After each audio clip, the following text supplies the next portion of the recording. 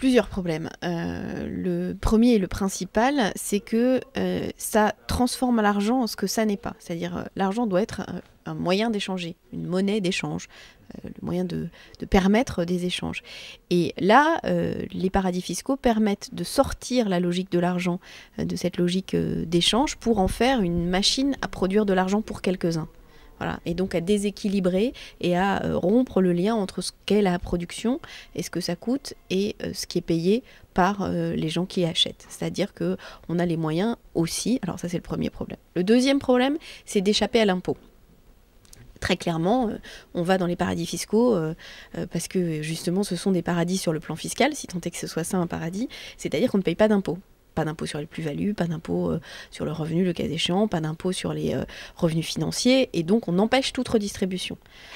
En général, les paradis fiscaux, c'est des tout petits territoires où les très faibles impôts permettent de financer, d'ailleurs en général, les quelques dirigeants qui gagnent très bien leur vie avec l'existence de ces paradis fiscaux, mais ça déséquilibre totalement les pays qui sont les lieux où devrait s'exercer normalement un fonctionnement de redistribution des richesses. Et enfin, les pays du Sud sont très vulnérables et très fragilisés par les paradis fiscaux parce que notamment pour tout ce qui est utilisation et exploitation des ressources naturelles, on sait très bien qu'il y a un moyen très simple de justement se cacher des pays producteurs en faisant des transactions fictives de fait depuis des filiales existant dans les paradis fiscaux.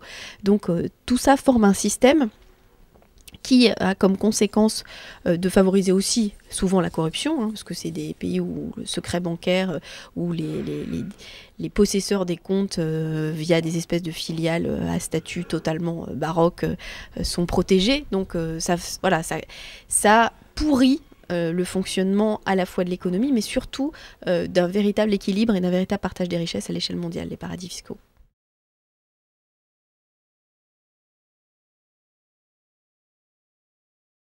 C'était une arnaque totale.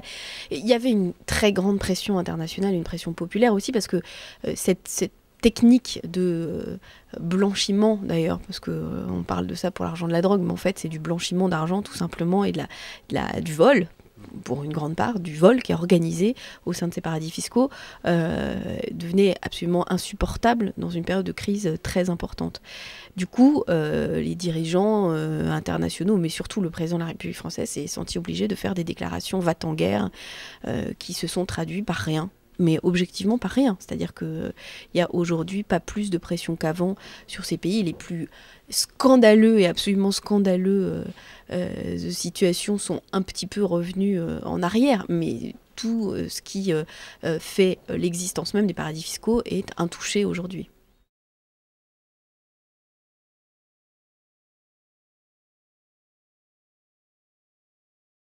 En fait, on est toujours un peu pris au piège quand on a fait des grandes déclarations va-t-en-guerre. Et comme Nicolas Sarkozy l'a fait, c'est difficile ensuite de ne rien faire du tout. Ou de dire tout va bien, ça tient pas. Donc on va essayer de s'appuyer sur ces déclarations pour dire, écoutez, vous avez fait ces grandes déclarations, il s'est rien passé, maintenant un peu de travail. Donc ce qu'il faut, c'est essayer d'aboutir, nous, notre premier élément, à de la transparence. C'est-à-dire savoir exactement qui possède quelle filiale, paye quels impôts et où. Et fait quelle transaction. La transparence, les paradis fiscaux, contrairement à cette image paradisiaque qui paraît très lumineuse, c'est très très sombre, c'est très très très opaque. Et donc à partir du moment où on commence à mettre de la lumière, la situation devient de plus en plus intenable. Donc le premier pas, c'est la transparence.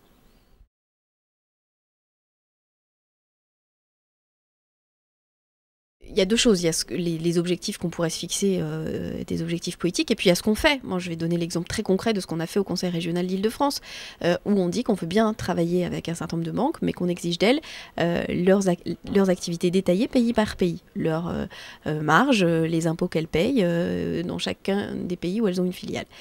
Et du coup, on a cette obligation de transparence, en fait, elle a un effet positif d'emblée, c'est-à-dire qu'il y a certaines banques qui nous ont informé qu'elles avaient fermé leurs filiales dans les plus caricaturaux des paradis fiscaux. Donc on avance petit à petit, justement par cette obligation de mettre en lumière quelle est la réalité des opérations financières réalisées pays par pays.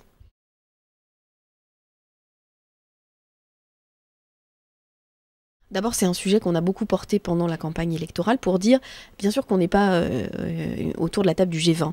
Donc, est-ce qu'on peut faire quelque chose quand même? La réponse est oui. Les collectivités locales en France, les régions, mais les départements, les communes, sont des emprunteurs auprès des banques avec des montants très importants.